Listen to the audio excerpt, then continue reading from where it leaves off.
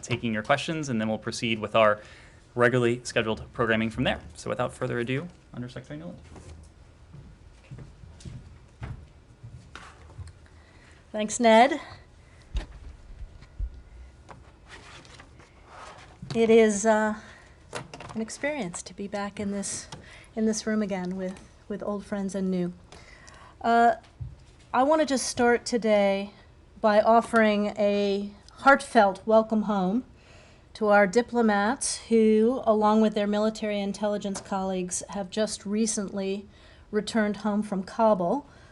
To Ambassador John Bass, who I had a chance to greet at Dulles yesterday, to Ambassador Ross Wilson, who's returning today after serving as our chargé d'affaires since January of last year, and to the hundreds of other U.S. diplomats, military colleagues, and intelligence colleagues who helped on the ground. We thank you for your courage, for your sacrifice, and for your service. I also had the chance when I was at Dulles yesterday to see the receiving center for our Afghans coming off planes from the various reception centers overseas. And I have to tell you, seeing these incredible families and beautiful children being warmly received by volunteers at Dulles, it really makes you enormously proud to be an American. And while our diplomats have returned from Kabul, as you know, and we've officially suspended our presence there, our ongoing intensive diplomatic work with partners and allies in Afghanistan continues. First of all, as you know, it is this department and the Secretary's top priority to continue to evacuate any American citizen who wishes to leave Afghanistan.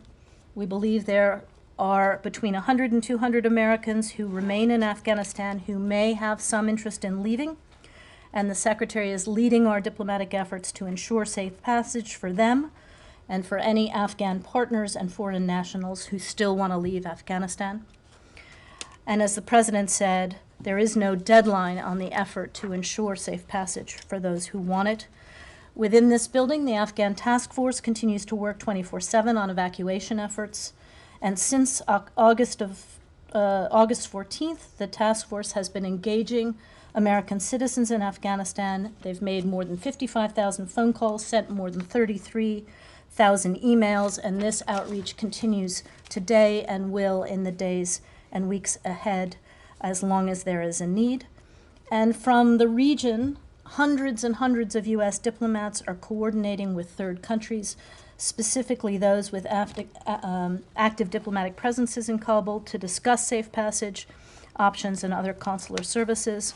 And as you know, more than 100 countries signed on to a joint statement earlier this week expressing our expectation that the Taliban will honor travel authorizations by our countries. And on Monday, the UN Security Council adopted a very strong resolution that calls on the Taliban to honor their own commitment to allow safe and secure and orderly departure from Afghanistan for Afghans and all foreign nationals. As this ongoing evacuation and relocation operation continues, to date, as you know, 123,000 people have been enabled to leave Afghanistan, including 6,000 American citizens and tens of thousands of at-risk Afghans. Our temporary residence locations in the Gulf have the capacity to process some 37,000 people on a rolling basis, and more than 65,000 Afghans and others have transited through the Gulf, with Qatar being the largest evacuation site. And our temporary transit locations and joint bases in Europe have the capacity to process 28,000 people on a rolling basis, and all of them have been very active as well. Total of 6 countries, and I think it's 10 locations overseas for processing. And each transit center offers humanitarian support, including meals, medical care, other necessities. Our diplomats work there hand in hand with service members and uniformed officers from CBP, from TSA, from all of the other agencies who are working round the clock, first to get American citizens home as soon as they land, and then to run biometric and biographic screening on the Afghan evacuees before they are brought to the United States or processed for a third country. And we're enormously grateful to the huge network of countries that have provided critical assistance for our evacuation efforts, partners and allies: Bahrain, Denmark, Finland, France, Germany, Georgia, Hungary, Italy, Kosovo, Kuwait, Pakistan, Qatar, Spain, Switzerland, Turkey, Ukraine, the United Arab Emirates, the United Kingdom, and others who have helped transit Americans and others to safety. Our close coordination with our allies and partners remains critical, both on evacuation and relocation, but also as we begin to scope our ongoing relationship with the Afghan people and with the Taliban. In the last few weeks, as you know, Secretary Blinken has made more than 50 bilateral calls to foreign leaders and met virtually with both his G7 and NATO counterparts. And on Monday, he convened a virtual ministerial that included Canada, France, Germany, Italy, Japan, the UK, EU, and NATO, as well as Qatar and Turkey, to discuss the facilitation of safe travel out of Afghanistan, including reopening Kabul's civilian airport. And we expect that in coming days and weeks, that intensive multilateral effort will continue. Deputy Secretary Sherman's made dozens of calls and convened conversations on a regular basis with deputy foreign ministers and political directors from more than 27 allied and partner governments, sharing updates, sharing information. I've been burning up the phone lines as well, including with political directors and my G7 counterparts. And as you heard the Secretary announce earlier this week, while we've suspended our diplomatic presence in Kabul, we have set up our Afghan office in Doha, led by Ian McCary, to manage diplomacy in all of its aspects with Afghanistan and to work with allies and partners who have also relocated their operations to Doha. This will include consular affairs, providing humanitarian assistance, working on counterterrorism issues, working on political and security issues. So, just as somebody who spent almost 33 years in this department, I will say that this is one of the most difficult and certainly the most enormous efforts that I've been involved with, stretching all across the department, all across the interagency, and all across the globe. I am personally, I know the Secretary is enormously proud of our people, but we've got a lot of work still to do. Over to your questions. Matt? Thank you. Welcome back to the podium. Thank you. I'm sure you missed it. I won't say us, I'll say it. I'm sure you missed the podium. I missed you too. Right. Without a doubt, seeing what you described yesterday when you went to Dulles and seeing the Afghan families getting off the planes, everyone I think understands that, but I think everyone in this room either has personally spoken to or has colleagues who have personally spoken to U.S. citizens, particularly, or LPRs, legal green card holders, who were being assured, who are still in Kabul, who did not get out, who were being assured up until the very last minute that, hey, we know where you are, you're not going to be stranded, and now they've been stranded. So what are you telling them now, presuming that you're still in contact with these people, particularly as reports start to increase about the Taliban doing exactly what they said they wouldn't do, which is exacting revenge on people? And I'll let someone else ask about the SIVs, but that's what is the message right now to U.S. passport holders and families who are like all green card holders who were not able to get out? Well, Matt, as I said, these efforts did not end on August 31st, and they will not end until we have secured the evacuation of any American citizens and LPRs and folks who worked with us and served the American people who want to get out. So we've been in contact with them in the last 24 hours to tell them that we are looking at all possible options, air routes, land routes, to continue to find ways for them to help evacuate and to support them in that. We're trying to ascertain who precisely still wants to leave, who their dependent family members are, what routes may or may not feel comfortable to them. We're also working intensively, as you know, with countries on the ground who are trying to get the civilian airport open. We're also looking at land routes, talking to our allies about how that might work and how that has worked. So we're looking at all possible options, but we're also conveying to them that their safety and security is of paramount concern to us. And as you have said, and as we saw during the military phase of the evacuation, we have profound security concerns. It's a very volatile situation, and the Taliban have to demonstrate that they can maintain security for the rest of this. People's confidence in the United States has been shaken, perhaps irrevocably, by the fact that they were being told as recently as over the weekend that you knew where they were and they weren't going to be stranded, and yet they were. So what precisely are you telling them other than we're doing everything that we can to try to get you out, even though it's clear that you don't have a way to do it yet? Well, the messages are being tailored depending upon who they are and where they are. I'm not going to get into the specifics of that, but the first thing we have to do is ensure that we can get air routes and land routes secured, and that's what we're working on. But what we mostly need to understand is to continue to evaluate who is where, who they have with them, so that we can, on a case-by-case basis, do what we can to tailor evacuation routes for them. Thank you. Hello. Thank you, Madam Undersecretary. So I have two questions. One is basically following up on that, but I want to expand it to the SIVs as Yes. well. And I understand you may not be able to share precise plans, but for example, one of the people that Matt mentioned is somebody that I spoke to in his first story that we put out today. And this is a US passport holder, and he has 6 daughters. None of them are American citizens. Yeah. And basically he was assisted, but he was told to come to the airport alone, and that was the only way for him to get out. So for someone like this, what is the guidance at the moment? Are you giving any guidance about overland routes? And my second question is a little bit wider, and that's about Taliban recognition. I just want you to talk a little bit about the US strategy on how to deal with the Taliban, because the focus has so far been on the evacuation.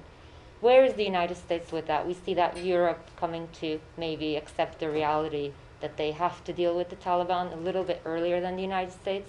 If you could just update us on where you're thinking on that, and what are you talking about that with your allies?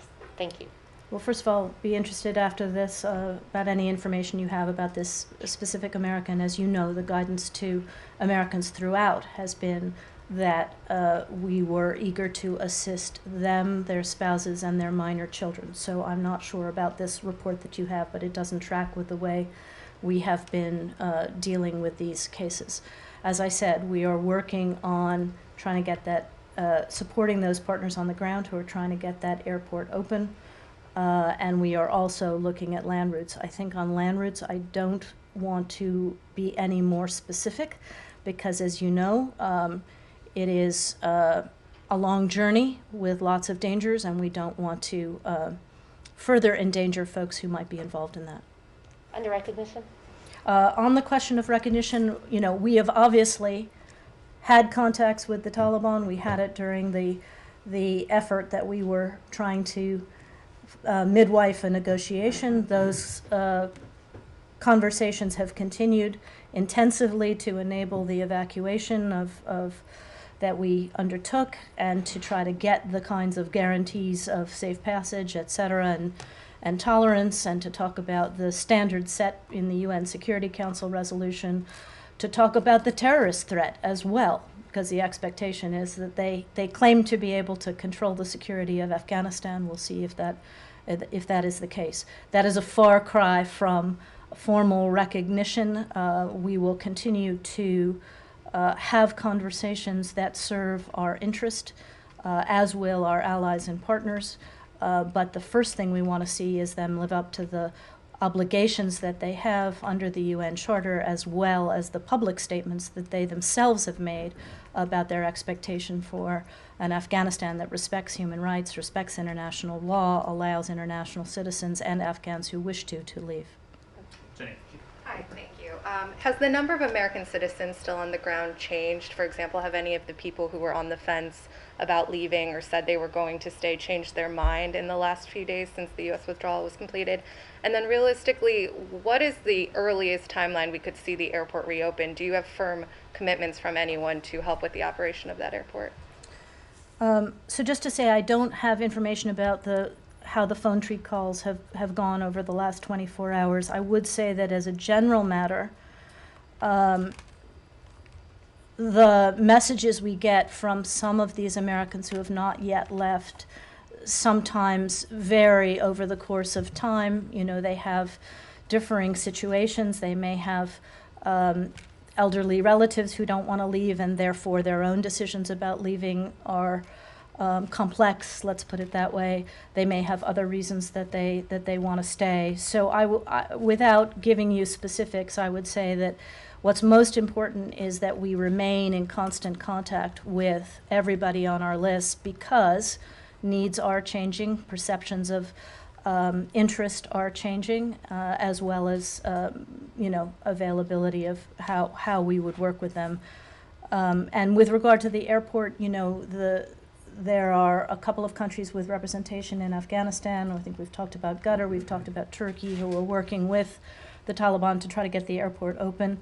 They have, I'll let them speak for themselves, they have relatively optimistic projections about when that will happen. But we need to see it happen, obviously. Sean. Thanks. Could I follow up a little bit on Humera's question on recognition? What's the message the United States, if any, is giving to other countries and whether to recognize? As you know, there are reports that the Taliban may announce some sort of government in the coming days. First of all, what are the U.S. expectations for that government, including on inclusivity? And is there a message to other countries on whether or not to recognize this government that they announced? I think I'm not going to go too far down this road other than to say that we stand by what was in the UN Security Council resolution. Those are the international community's expectations and the UNSC's expectations for a Taliban-led government and the way it will govern and the way it will interact with the international system. I think we need to see them live up to their own commitments and live up to the standards set by the UNSC before we go very far down this road. Yeah, thank you. Good to see you. Good to see you, Said. Very quickly, you, the President, Secretary of State, they all keep saying, we expect the Taliban to honor their commitments. What is in their history that actually points to the fact that they will honor these commitments? I mean, that's quite a journey from the time they went in to obliterate them, destroy them, blow them out of existence, to today when you are actually counting on them to honor their commitments. Well, Saeed, I think you just made our point that we're not going to take them at their word, we're going to take them at their deeds. So they've got a lot to prove based on their old track record, as you know. Now, they also have a lot to gain if they can run Afghanistan far, far differently than they did the last time they were in power. And they have said that they want to be welcomed into the international community. Well, we set that standard in the UNSC resolution on Monday, and it's really now up to them to form a government and manage the country in a manner that lives up to those standards. Thank you. Thank you. Good afternoon, Madam Undersecretary. Welcome to the podium. Thank you. I'm really having a flashback here. It's I just know. Faces are the same. We'll come back to the briefing room. If I may, if I may ask about SIVs, is the State Department advising Afghanistan SIV applicants to transfer their cases to embassies or consular offices outside of Afghanistan? If so, has the State Department received assurances from the Taliban that they will be provided safe passage and necessary travel documents? The reason I ask is because our sources on the ground who SIV applicants, they receive new advisory telling them to transfer the case to nearby embassy. But the difficulty is they cannot get out of the country because they might need to get the passport from the Taliban to leave the country. So if you would like to. Okay, well, I don't want to get too much into the complexities of consular work because I will, mess it up. But let me simply say that first we have a large number of SIV applicants or SIV eligible people who are currently being processed already for entry into the United States, or they have already arrived. If they already had their SIV foil in their passport, then they can come right in. If they were halfway through processing, then that processing has to be continued wherever they are. And they are also on our priority list if they are still in Afghanistan to try to help them to evacuate if they so wish or if they are at risk. Now, some SIVs have found themselves, or SIV eligible folk have found themselves in countries other than where we have our transit centers. And in that case, they can appear at U.S. embassies and consulates and make their claim known, and we can receive them for processing there, if that makes sense. Would you consider electronic? I'm sorry? Would the State Department consider issuing electronic documents to So them? for those folks who are still in Afghanistan, who have a claim to come and who we want to help evacuate, part of this process will be to ensure that they have a document, a travel document from us that the Taliban will recognize, because they have said that they will allow folks who have a legitimate travel document to evacuate. So, as I said, some already have that document, some have an electronic document, some we may need to work on building a named document, and we're looking at all of those things and working on them. Take one final question, Connor. Just to follow up on some of my colleagues' questions about recognition. I know you said that you'll monitor the Taliban's deeds here, but less than a month ago, Secretary of State Blinken said from that podium that international recognition, along with international aid, the lifting of sanctions, he said none of those are going to be possible if the Taliban seeks to take the country by force. They now have done so, and so why aren't all of those things inherently off of the table? What does it say about America's word here that they aren't? I didn't say that recognition was on the table, did I? What I said was our relationship with the Taliban will be guided by what they do, not by what they say. Now, that said, there are some urgent questions, like the humanitarian condition of the people of Afghanistan. So we are looking at those kinds of things, how we can continue to provide humanitarian aid without benefiting any government that is formed. Those kinds of things are natural, but we have made no decisions about any of the rest of it, and we certainly won't unless and until we see the kinds of behavior expected in the UN Security Council resolution. Great to be with all of you. Thank you, Undersecretary. Okay, Please come back.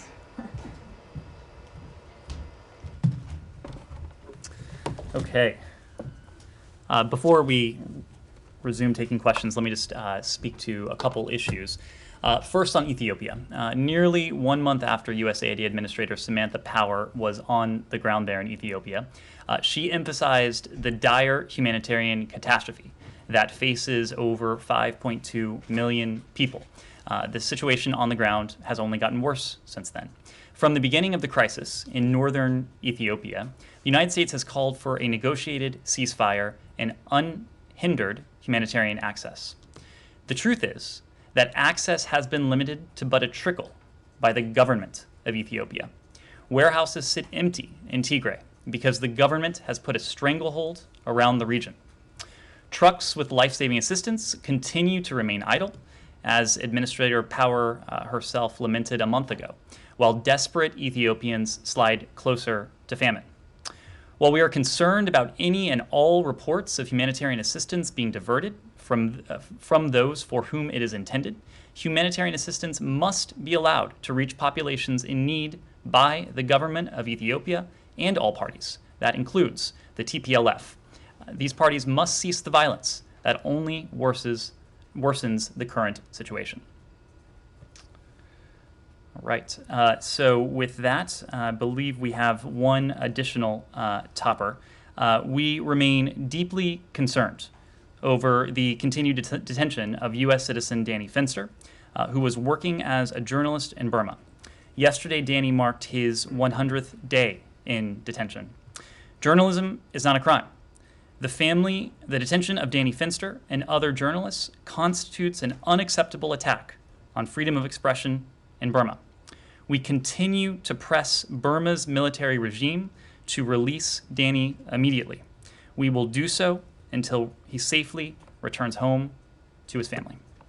With that, happy to resume your questions. Great. Thanks, Ed. I just want to drill down a little bit into this 100 to 200 who remain U.S. citizens.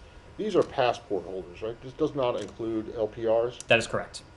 Well, what's then, you must have some estimate of LPRs who are still there, who want to get out. And if you don't, why not? Well, Matt, let me first start with this issue of the 100 to 200, and to reiterate a couple pieces that Undersecretary Nuland said.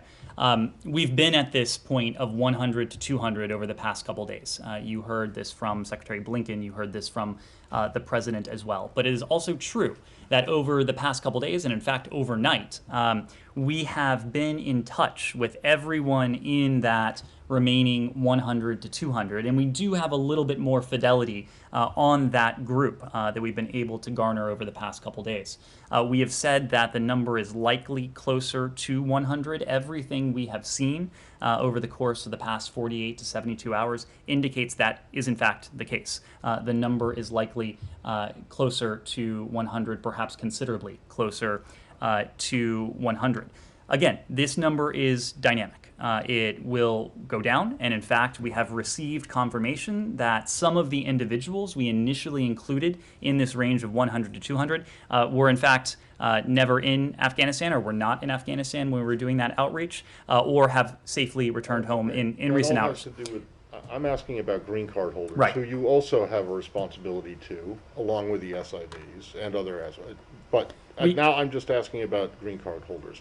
Was there a decision made at some point to forget about those people and only allow U.S. passport holders in and into the airport through your checkpoints, not the Taliban checkpoints, but through your checkpoints and onto and onto planes? Because a lot of them feel like they frankly got screwed here and that they were lied to, because they had been told by people on the task force, just what I mentioned to Toria, that we know where you are.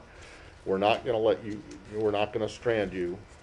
Don't worry, stay tight, hold tight. And now, what do they do? I mean, are you in touch also with the green card holders? So, Matt, in the last 24 hours? So let me start by saying we have a special responsibility to American citizens, and that is spelled out in 22 U.S. Code, Section 4802. It is spelled out in some detail there, the special responsibility we have to U.S. citizens.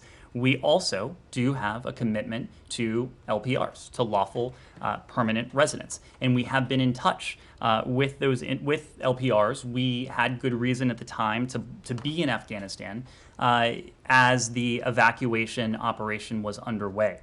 So when we first started messaging American citizens, SIVs, other at-risk Afghans, we absolutely did and continue to message lawful permanent residents. So let me just make another point here. We have been consistent in that messaging that we will do during the course of the evacuation, everything in our power and space permitting to bring them to safety on a U.S. military airplane. Now, of course, our commitment has not expired. That commitment endures. And now we remain committed to bringing them out of Afghanistan if they should choose to do so. When it comes to the number, we have gone to some pains to explain how we arrived at the figure of approximately 6,000 when it comes to American citizens. That is a figure where we have the greatest fidelity, again, because our first responsibility and our first commitment in all of this has been to American citizens and American passport holders. The number, when it comes to LPRs, is of course going to be larger. It is going to be and it has been, a more complex endeavor to determine with any specificity what that number may be. We've been able to refine it. We believe that we have effectively been able to message this universe of individuals, but we're just not able at present to give you a firm figure as to how many LPRs may be in Afghanistan who wish to leave. But again, our commitment to them remains. If there is an LPR in Afghanistan who indicated a desire to leave before, or who changes his or her mind in the coming days, weeks, months, or beyond, we will help that person. We will help that person depart Afghanistan. The family that I'm referring to, and possibly the family that Humera is referring to, I mean, they were told, you guys do know. It defies logic to think that you guys don't have even a rough estimate of the number of LPRs who are out there. We have endeavored throughout this to provide only numbers in which we have a high degree of confidence. That is why many of you have asked about reports that the number of Americans was much higher than it actually was. There have been a lot of numbers thrown around. We have done everything we can to provide you with information that is both timely, but that is also accurate. And given the complexities involved in boiling down a number like that, not only taking the number of LPRs, but then boiling it down to how many of those LPRs may wish to leave the country, that is something that will take time for us to offer publicly with some degree of precision. Humera.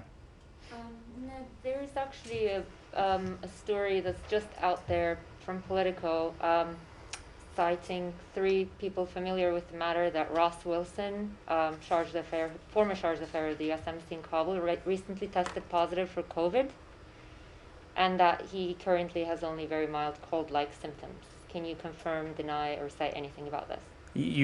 I hope you're not surprised to hear me say, we of course are not in a position to speak to anyone's private health records. What I will say is that when our officers come out of Kabul and they spend time in a transit point, they are tested for COVID as a matter of course. And so we are taking all appropriate precautions for individuals who are coming out of Afghanistan. Look, I don't have to tell you that individuals who are being relocated, who recently left Kabul, have been involved in one of the most ambitious, one of the most intense operations this department and this government has ever undertaken. They have been around, I would presume, quite a few people. The social distancing may have been difficult at times, and so that is why we are taking these precautions for anyone who has recently come out of Kabul. Sure, he's just traveled on a plane, though. So I can assure you that if we knew someone had tested positive for COVID, we would take appropriate precautions to relocate anyone like that back to the United States. Okay, I have one more on your favorite, which is numbers. In the briefing earlier today, a senior State Department official basically said a majority of the Afghan SIV applicants were still in Afghanistan. So based on your commitment to get them out, surely you do have an estimate or a number how many people they are. Can you give a rough number? Tens of thousands, thousands, close to 100,000? So I can give you a little more specificity, but let me just explain why we're not yet in a position to provide a firm number. As we've said, during the evacuation process, our priority was putting as many people on as many planes as quickly as we could. And of course, we brought to the United States, or to third countries, about 124,000 individuals. Of those individuals, most of them have not yet arrived to the United States or to the third countries where they will undergo processing. And so we are not yet in a position to have specificity, because they are not yet, in most cases, in our system, to determine how many may have been SIVs, how many may have been our locally employed staff, how many may have fallen into the P1 and P2 category. But in terms of a bit more specificity, DHS is processing individuals back in the United States, as you know, and we do have some preliminary data based on that DHS processing. Since August 17th and through August 31st at midnight Eastern Time, 31,107 people have arrived to the U.S. as part of this operation. So of that subset, which of course is just a small subset of the 124,000, we understand that about 14% are U.S. citizens, or 4,446. About 9% are LPRs, 2,785. And the remaining 77%, 23,876 individuals, are Afghans at risk. And of course, falling into that category are SIVs, other visa holders, P1, P2 referrals, and perhaps others as well. So it is fair to say that the vast majority of individuals who were evacuated as of August 31st fall into the category of Afghans at risk, and many of them will be SIVs. I should also hasten to add that the U.S. citizen figure here, the 14%, that's 4,446.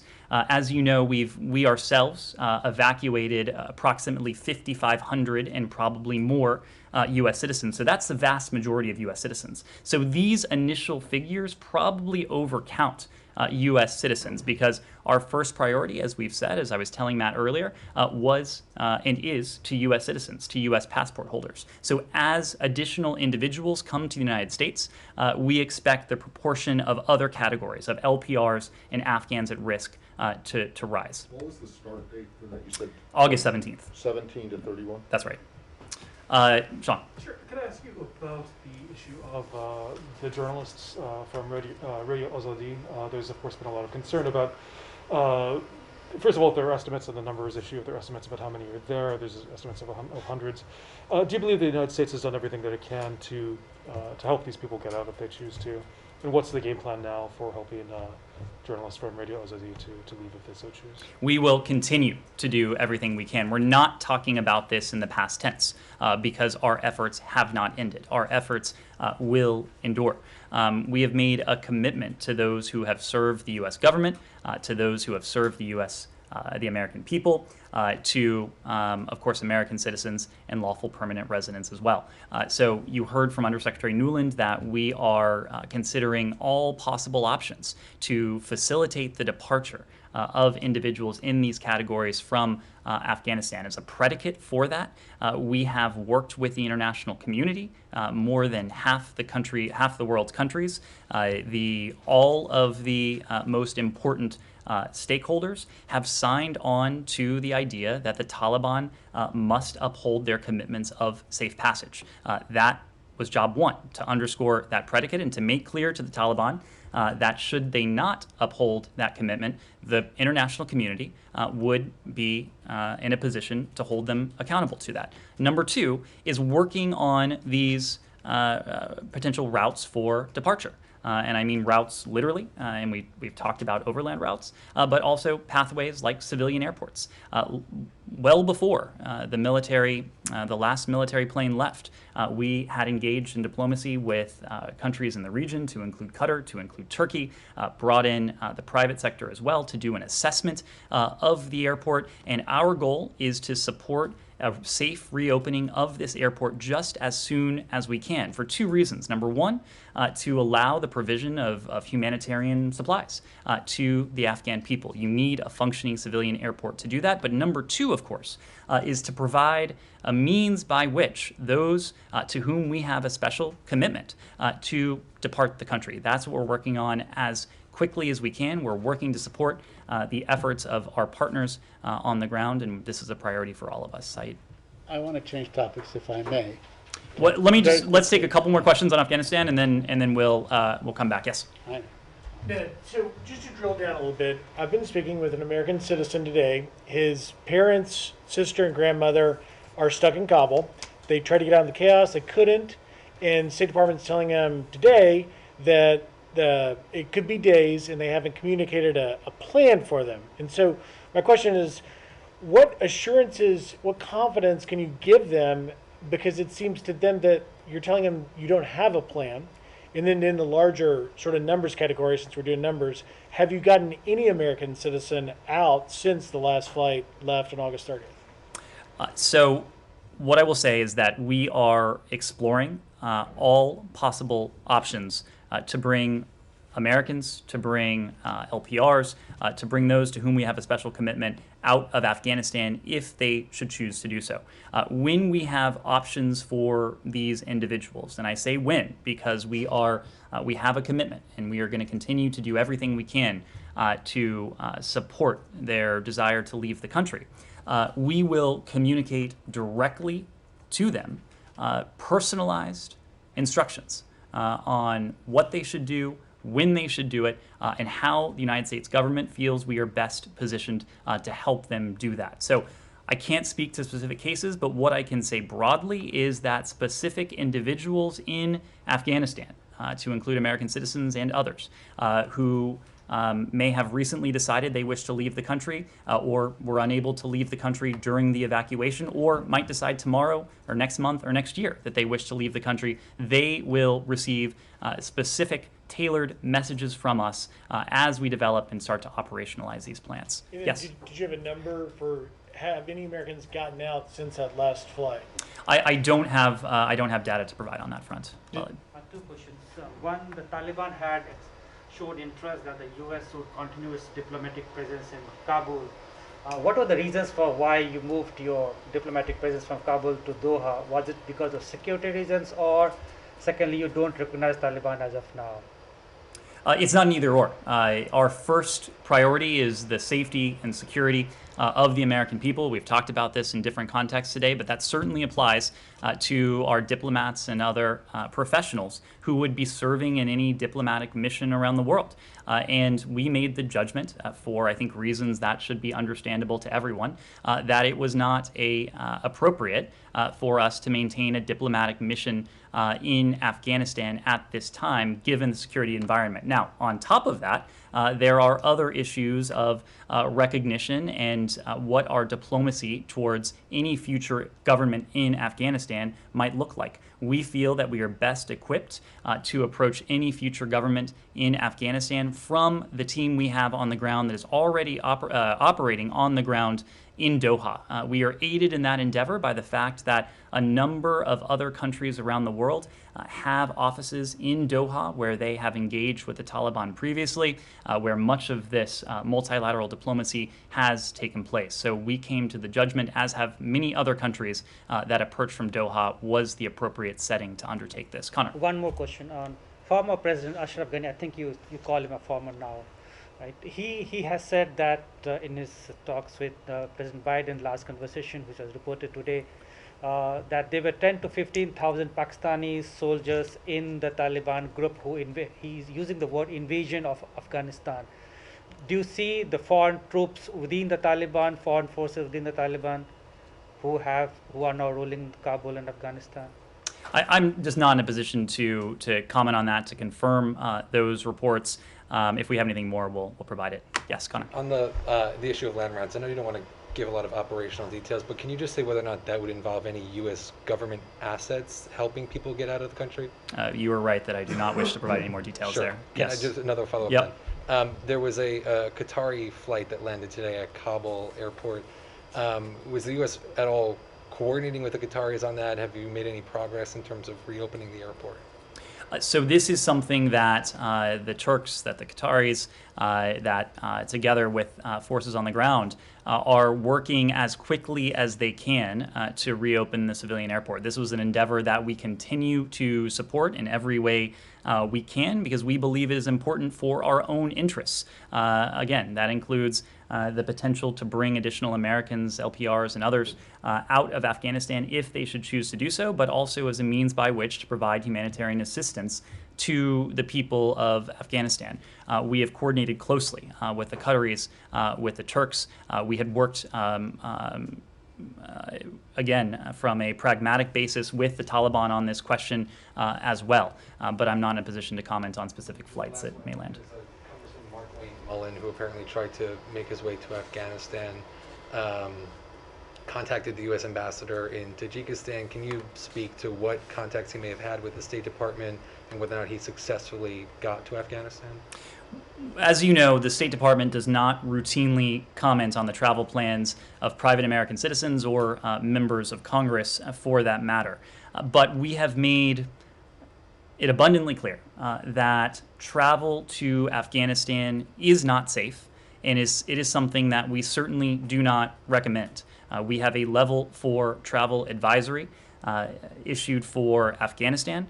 We have issued a series of increasingly urgent warnings to the American people and by extension the broader public over the course of months and in fact over the course of 20 years regarding the potential dangers of travel to Afghanistan. When it comes to our missions abroad, every single embassy of ours, and this includes our embassy in Dushanbe, has a foremost responsibility to look after the welfare of American citizens. And our team has been intensely focused on assisting Americans who may have been exiting Afghanistan into Tajikistan in recent weeks. But I will leave it at that. Yes? A follow-up to the embassies. The Undersecretary was saying you are in contact with countries that have still a presence in Kabul. What do you expect from European countries like the UK or Germany, or what are your expectations in general there? What can they do that you can't? Well, before we get into the dynamics of what engagement with any future Afghan government might look like, a couple things need to happen. First, there has to be the next Afghan government. And of course, that has not been formally formed just yet. More importantly, the international community needs to get a sense not only for what that government is in name, but what it does in deed. Before we are able to make any judgments about what is in our national interest, what's in our shared national interest for any potential practical engagement or not with any such future government. So what we're doing now, rather than talking about, well, who is going to have a presence on the ground or who is going to engage practically in what way, right now we're establishing a set of shared expectations for any future government in Afghanistan. And you have seen those shared expectations emerge in any number of forms. Undersecretary Nuland mentioned the UN Security Council resolution. We have spoken collectively and singularly as a G7.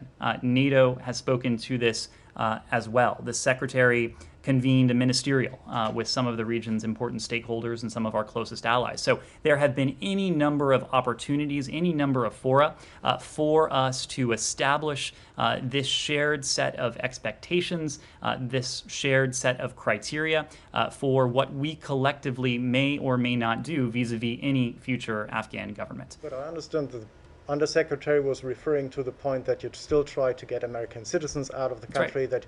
So practically, what can countries like UK and Germany do right now to help you there? Well, we are in this together, and I know that the British government, that the German government, there are other governments who are doing precisely what it is that we are doing. And that is conceiving of plans to help our citizens, to help those who have helped our governments and our peoples over the years to depart Afghanistan should they choose to do so.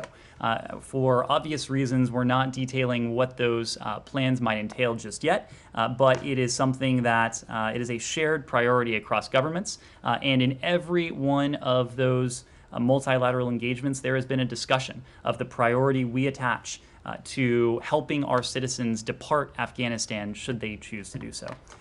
Take a final question maybe on Afghanistan, Jenny? On the 100 to 200 figure net, is that exclusively based on people who have registered with the State Department? Are you working with any, Hill folks or outside groups who are in touch with LPRs and American citizens on the ground? And then I have one more. So it's an inclusive figure. In the first instance, it was put together based on individuals who had registered with us. And that there were individuals who had registered with us prior to August 14th. And of course, this was a large and expansive number because, again, people register and don't unregister. Sometimes people register who are never in Afghanistan to begin with. So we whittled that universe down, but then we've also issued subsequent messages to Americans that they should follow these steps to ensure that they're in our system. So that is how we arrived at the ultimate figure of some 6,000 and the remaining 100 to 200 that's likely closer to 100. But anytime someone comes to us and says, I know of a U.S. citizen who is here and these are the contact details, those are details that we very much welcome. And so every one of you who raises a case of an American citizen here, it's one thing to raise it here. It's very important that you also ensure that those details are provided to us so that we can ensure that we're doing everything we can as appropriate to help these American citizens. Where's Special Representative Khalilzad? Is he in Doha? What's his role going forward? So my understanding is that he has returned from Doha. As you know, we have a team in Doha that is now led by Ian McCary, our former DCM in Kabul, who will continue to lead that office. As is often the case, however, we do have there are some cases in which we have a diplomatic mission, but we have a special envoy or a special representative. So just because we have an office in Doha doesn't necessarily mean that there is not the need for another position associated with it. Nike. Will he still be at the State Department though? Like, is he going to remain as that special representative? He's returning here. He's a special representative. Nike. Thank you. We haven't announced any changes to titles or personnel. It's appropriate now to have a special envoy for peace. You know, his That- Twitter handle is. Well, Matt, you were using some dated information, my friend. It is the special representative for Afghan reconciliation. That's too long for. I'm talking about his Twitter handle. Okay, I don't know what his Twitter plans are. Yes. Thank you.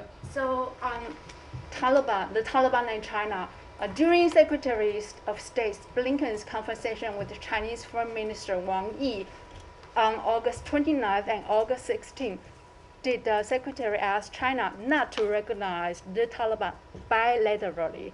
And was there any discussion on Uyghurs who live in Afghanistan? Because there are fears and concerns they may be deported back to China. And if you could entertain preview secretary, where will he be next Saturday, which is the 20th anniversary of September 11?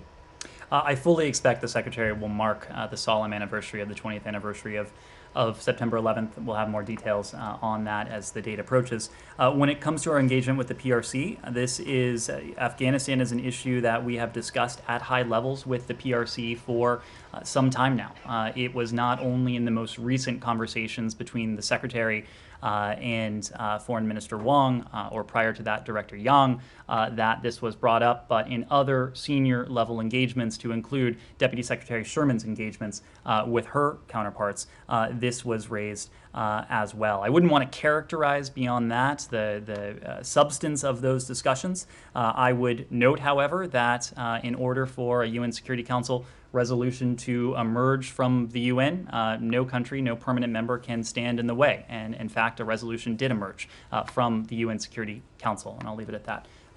Yes. Yeah, another China-related question. So today, there's a Chinese order that goes into effect. It's a maritime order stating that all international vessels must report to Chinese maritime authorities their cargo and other relevant information. And so I'm wondering if the State Department has any response to this.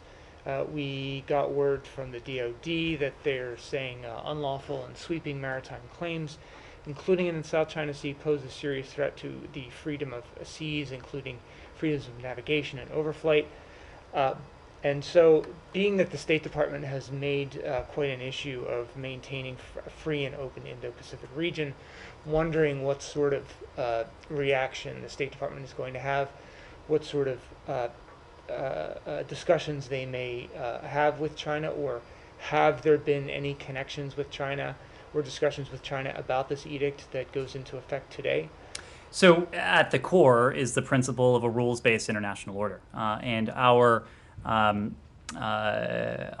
steadfastness in standing by the principle that there should be a universal set of rules for all countries, large and small, to include in the maritime domain. This is something that we have discussed with our partners and allies in the region. It has been a staple of our discussions in the Indo-Pacific. It has also been a staple of our discussions with the PRC, and we have not been shy about lodging our protests and together, in many cases, with our partners and allies, standing up to unlawful, excessive maritime claims of the PRC. We will continue to do that. Saeed. Sorry, can I ask, has there been any connection with respect to the edict that goes into effect today? If we have a reaction to that, we'll get that for you. Thank Saeed. you. Issue. Last week, there was an agreement in this building, apparently, on allowing Israel into the visa waiver program. Now, when the law was passed back during the 113th Congress, I believe, public law 113/296, it stated clearly, the version that passed, that Israel must cease its discriminatory action against Palestinian Americans. They were always denied entry and so on. And my question to you, because the version that passed clearly stated that Israel must satisfy the requirements and the parameters that you guys set. And my question to you, will the Biden administration ensure that this law is followed and that Israel will remain ineligible to join as long as it continues to discriminate in its entry policies toward Palestinian Americans? Saeed, when it comes to the visa waiver program in Israel, and this, I believe, was mentioned in the readout of the president's meeting with the prime minister as well, we support steps in the bilateral relationship that would be beneficial to both of our peoples. And one such step is working together towards Israel fulfilling the requirements of the program, of the visa waiver program. The Secretary of Homeland Security, in consultation with the Secretary of State, is authorized to designate countries to participate in this program, the VWP, provided that the countries meet all the requirements. Our experts have been in talks. Obviously, in recent days, there have been higher level talks, and we're prepared to enhance consultations as Israel works on addressing the program's requirements. Now, just a quick follow-up on the Palestinian issue, but you still hold Israel responsible to fulfilling these requirements, correct? There is a set of requirements that any and all countries must fulfill in order to join the visa waiver program. In the past few days, there were meetings between the Israeli Defense Minister Gantz and the Palestinian Authority President Mahmoud Abbas. There was a meeting between Abbas and Sisi. There's talk about a meeting between Bennett and President Sisi of Egypt. Are you involved in any of these talks? Are you, whether directly or indirectly, are there any talks between this administration and any of these, the Palestinians, the Israelis, the Egyptians on this issue? Well, when it comes to Israel's engagements with its neighbors, with other regional stakeholders, or the Palestinian Authority's engagements or meetings, we would refer you to those entities to detail that. But what I can say broadly is that we applaud the parties doing whatever they can to maximize productive communications that we hope throughout the region with Israel, with the Palestinian Authority, will reduce tensions and improve the situation on the ground. This administration believes that a negotiated two-state solution is the best way to resolve the Israeli-Palestinian conflict, and we have made clear on a number of occasions that Israelis and Palestinians alike deserve to share equal measures of safety, of security, of prosperity, and dignity, and that is what we continue to work towards. I'll take a final question. Sean. One small one on India I have. Sean. I'll be brief. The European Union has recommended or taken a step toward reimposing travel restrictions on Americans, especially non-vaccinated Americans. Does the United States have any stance on this? Would the United States accept this or would it be upset if this were to go forward? Does this at all affect American thinking on reducing travel restrictions for Europeans? Well, we are following this issue closely. We do appreciate the transparency and concerted efforts of our European partners and allies to combat this epidemic. As the conditions evolve, we regularly update U.S. travelers and encourage all travelers to visit our website for the latest information on COVID-19. We, as a broad proposition, look forward to the resumption of travel, travelers between the United States and Europe, travel between the United States and all regions, just as soon as it is scientifically advisable. As you know, the EU announcement also distinguished between vaccinated and unvaccinated travelers. It continues to be the position of this administration that vaccines are safe and effective, and in this case, they are effective for facilitating the travel to the EU as well. Just two quick follow-ups, really quick. Did you see Israeli Foreign Minister Yair Lapid said that Biden administration's plan to reopen the U.S. consulate in Jerusalem is a bad idea? Does the U.S. have a response to that? And the second one is about Danny Fenster. I think you guys have said that you lost contact because of the protests in prison. Have you been able to see him or reestablish contact since then? When it comes to our CG in Jerusalem, Secretary Blinken has addressed this on a number of occasions. In May, he said, quote, "The United States will be moving forward with the process to reopen our consulate in Jerusalem." We don't have any updates to share at this time. When it comes to Danny Fenster, yes, we have been in more recent contact. Let me just. As you know, Danny marked his 100th day in detention on August 31st. Yesterday, we continue to seek regular contact with Danny and spoke with him by phone, most recently on August 27th. We're also regularly in touch with the Fenster family as well. Just on the consulate general.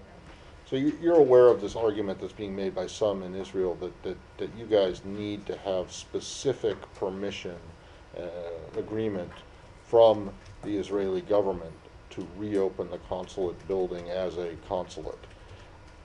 There is a counter argument, and I want to know if the administration agrees with that, which is that since this consulate general was actually older than the state of Israel itself, and although the building was closed as a consulate, its staff was moved into the Palestinian Affairs Unit at the embassy, that it is not technically opening a new consulate or even actually reopening a closed consulate. Is that the argument that this administration is? Well, Matt, as you just aptly demonstrated, I don't think it does me or us any favors to weigh in on what is a complex legal and historical issue. But as the Secretary has said, we will be moving forward with the process to reopen our consulate in Jerusalem. Lalit. India's Foreign Secretary Ashwardhan Shringla is in town. Do you know if he has any meetings in the building tomorrow or day after? We will update you with any meetings, any updates to the schedule, and we'll provide those as we're able. Thank you all very much. Thank you.